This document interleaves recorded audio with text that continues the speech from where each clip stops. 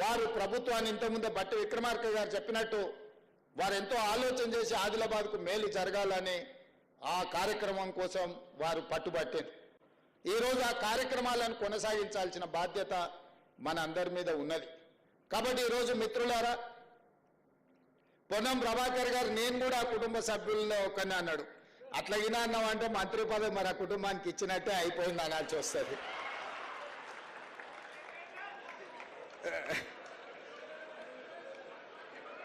ఓకేనా? సో అందుకే ఈరోజు రాష్ట్ర ప్రభుత్వంలో తీసుకోబోయే నిర్ణయాలలో కాకా వెంకటస్వామి గారి కుటుంబం యొక్క పాత్ర క్రియాశీలకంగా ప్రముఖంగా ఉంటుంది. ఇది పార్టీ యొక్క ఆలోచన. తప్పకుండా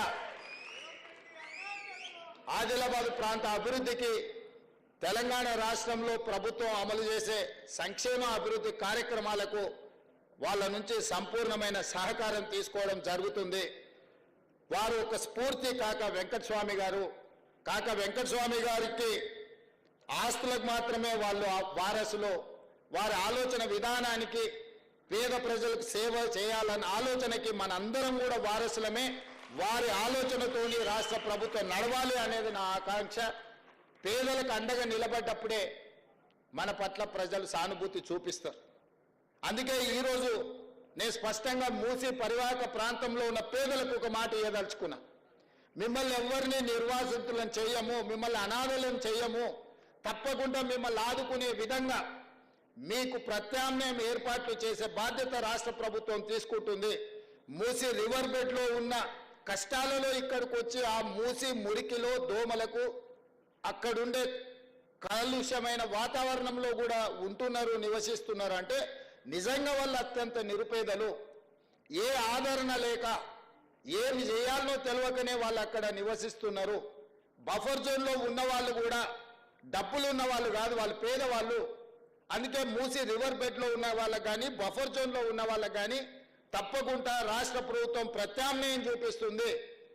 పేదలకు నిల్వ నీడనివ్వడానికి ఒక నిర్ణయం తీసుకున్న కాకా వెంకటస్వామి గారి జయంతి సందర్భంగా నేను చెప్పదలుచుకున్నా, మీరు ఎవరైనా రెచ్చగొడితే వారి మాటలు నమ్మకండి. ప్రభుత్వానికి ఒక స్పష్టమైన విధానం ఉంది. ప్రభుత్వం మిమ్మల్ని ఆదుకుంటుంది. వాళ్ళు వీళ్ళు వచ్చి మాటలు చెప్పిన వాళ్ళు వాళ్ళ ఫామ్ హౌస్లను కాపాడుకోవడానికి మిమ్మల్ని ముసుగుగా రక్షణ కవచంగా వాడుకుంటున్నారు తప్ప మీ ప్రయోజనం కోసం కాదు. ఈరోజు ఆ మాట్లాడే వాళ్ళందరికీ నేను సూచన చేస్తున్నా, ఈ పేదలకు ఏం చేద్దామో సలహా ఇవ్వండి. ఇండ్లు ఇద్దామా, ప్రత్యామ్నాయంగా డబ్బులు ఇద్దామా, ప్రత్యామ్నాయంగా వాళ్ళకి ఏమైనా స్థలాలు ఇండ్ల పట్టాలు ఇద్దామా, లేకపోతే హైదరాబాద్ నగరంలో చాలా ప్రభుత్వ జాగాలు ఉన్నాయి, అక్కడ వీళ్ళకి ఏం ప్రత్యామ్నాయం చేద్దామో మీరు సూచన చేయండి. ఏది మాట్లాడినా ప్రత్యామ్నాయం చెప్పరు. అది మాత్రం చేయొద్దు, వీళ్ళని మాత్రం కదిలియొద్దు. ఎక్కడున్నది అక్కడనే ఉండాలి, ఎట్లున్నది గట్లనే ఉండాలి. చెరువులు, వాగులు, మీకు నాలాలు మూసి ఇవన్నీ మూసుకపోతే నీళ్ళు ఎక్కడికి పోతాయి? ఆ నీళ్ళే ఇప్పుడొచ్చే బుల్డోజర్ కాదు, నీళ్ళు వచ్చే ఆ నీళ్ళే బుల్డోజర్గా మారి మనల్ని ముప్పెట కమ్మేసినప్పుడు ఈ నగరమే మాయమైపోతుంది. 1908లో నిజాం నవాబు ఉన్నప్పుడు వచ్చిన ఉప్పెన వేలాది మంది ప్రాణాలను బలి తీసుకున్నది. అందుకే ఆ రోజుల్లో మోక్షగుండం విశ్వేశ్వరయ్య ఒక గొప్ప ఇంజనీర్గా పెట్టి అనంతగిరి కొండల్లో నుంచి బయలుదేరిన మూసా, ఈసా నదులను ఒడిసి పట్టి ఉస్మాన్ సాగర్, హిమాయత్ సాగర్ ప్రాజెక్టులు కట్టి హైదరాబాదు నగరాన్ని గొలుసుకట్టు చెరువులుగా నిర్మించి ఈ హైదరాబాదు నగరాన్ని కమ్మేస్తున్న వరదల్ని, నీటి ప్రమాదాలను 100 సంవత్సరాల క్రితమే నిజాం గుర్తించి వాటిని నిర్మించింది. తద్వారా హైదరాబాదు నగరం ఒక విశ్వనగరంగా అభివృద్ధి చెందింది. మరి ఇవాళ అట్లాంటి విశ్వనగరంలో చెరువులు, కుంటలు, నాలాలు మూసి మొత్తం మూసుకుపోయి కొంతమంది ధనవంతులు ఆక్రమించుకొని, కొంతమంది పేదవాళ్ళు ఆక్రమించుకొని మూసుకొని పోతే మన బతుకులు పూర్తిగా ఆగమైపోతాయి. ఈ నగరం నీటి ప్రమాదం నుంచి కాపాడాలి, నగరం తాగునీటి సమస్యల నుంచి కాపాడాలి. బెంగళూరు సిటీలో ఈరోజు తాగనీకి నీళ్లు లేవు, నగరమే ఎండిపోయే పరిస్థితి మన ఎండాకాలం చూసిరు. తెలంగాణలో కూడా గోదావరి, కృష్ణ మన కరువు వల్ల ఎండిపోతే తాగునీటి సమస్యను ఉస్మాన్ సాగర్, హిమాయత్ సాగర్, హైదరాబాద్ నగరానికి తాగునీళ్ళు ఇచ్చి ఆదుకున్నది. అందుకే ఈరోజు ఈ వేదిక మీద నుంచి నేను పేదలకు ఒకటే విజ్ఞప్తి చేస్తున్నా, మీ మంచి కోసం ఈ ప్రభుత్వం ఆలోచన చేస్తుంది, బ్రహ్మాండమైన ప్రణాళికలు తీసుకొని వస్తుంది. మూసీలో ఉన్న వాళ్ళు ఎవరు ఆందోళన చెందాల్సిన అవసరం లేదు. చెరువుల్లో, ఎఫ్టీఎల్లో, బఫర్ జోన్లో ఉన్నవాళ్ళు మిమ్మల్ని ఏ రకంగా ఆదుకోవాలనో ప్రభుత్వానికి సూచన చేయండి.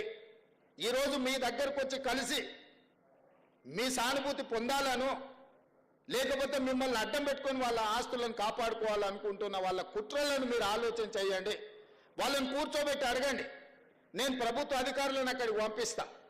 అక్కడ ఉన్న ఇళ్ళున్న వాళ్ళను, ఇండ్లు కోల్పోతున్న వాళ్ళను, మూసీ రివర్ బెడ్లో ఉన్న వాళ్ళను, మూసీ బఫర్ జోన్లో ఉన్న వాళ్లకు మీరే అధికారులను కూర్చోబెట్టి ఏ నష్టపరిహారం ఇద్దామో సూచన చేయండి. అదే తీర్మానం అసెంబ్లీలో చేద్దాం. మీరు కాళేశ్వరం మింగడానికి 1,00,000 కోట్లు మీ ఒక్క కుటుంబమే మింగింది కదా. ఈ మూసీలో ఉన్న వాళ్ళందరినీ ఆదుకుంటే కూడా 10,000 కోట్లు కావు. ఓవేళ 10,000 కోట్లు పేదల కోసం ఖర్చు పెట్టడానికి ప్రభుత్వానికి మన దరిద్రం ఉందా? నేను స్పష్టంగా బీఆర్ఎస్, బీజేపీ నాయకులకు సూచన చేస్తున్నా. ముఖ్యంగా ఈటల రాజేందర్ గారికి, కేటీ రామారావు గారికి, హరీష్ రావు గారికి నేను సూచన చేస్తున్నా. మీరు ముగ్గురు రాండి సెక్రటేరియట్. నేను మా ఉప ముఖ్యమంత్రి గారు కూర్చుంటాం. అధికారులు అందరినీ పిలిపిస్తా. ప్రణాళికలన్నీ ప్రజలకు చూపిద్దాం. ప్రజల్ని ఎట్లా ఆదుకుందాం, ఎట్లా బాగు చేద్దామో చెప్పండి. ప్రత్యామ్నాయంగా వాళ్ళకి మంచి ఇల్లు కట్టిద్దామా, లేకపోతే నష్టపరిహారం ఇద్దామా, వాళ్ళు బాగా పనిచేసుకోవడానికి ఉపాధి కల్పిద్దామా, వాళ్ళ పిల్లలు చదువుకోవడానికి మంచి పాఠశాలలు నిర్మిద్దామా, వాళ్ళకి ప్రత్యామ్నాయం ఏం చేద్దామో చెప్పండి. లేదు అంటే ఇట్లనే వదిలేసి మూసేద్దాం, అది కూడా చెప్పండి. చెరువులు పోయి, కుంటలు పోయి, నాలాలు పోయి, మూసి కూడా పోయిందంటే రేపు అనంతగిరి కొండల్లో నుంచి వచ్చే ఈ వరదను, ఈ ఉప్పెనను ఏ రకంగా హైదరాబాద్ నగరం భరిస్తుందో చెప్పండి. ఇవాళ ఎక్కడైనా 1200, 1400 ఫీట్లు బోర్ వేయకుంటే ఎక్కడన్నా నీళ్ళు వస్తున్నాయా?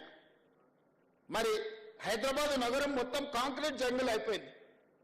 మరి గ్రౌండ్ వాటర్ పడిపోయి నగరం మొత్తం దెబ్బతిని ఇవాళ మూసీలో హైదరాబాద్ మురికి మొత్తం నిండి, ఈ మురికి మొత్తం నల్గొండ ప్రజలకు విషవాయువులుగా, విషంగా మారి ఆ నల్గొండ ప్రజల విషాన్ని దిగమింగుకొని బతుకుతున్నారు. ఏ విధంగా నల్గొండను ఆదుకుందామో మీరు సూచన చేయండి. మా ప్రభుత్వానికి పట్టింపులు లేవు. మా ప్రభుత్వానికి ఎవరి మీదనో కోపం లేదు.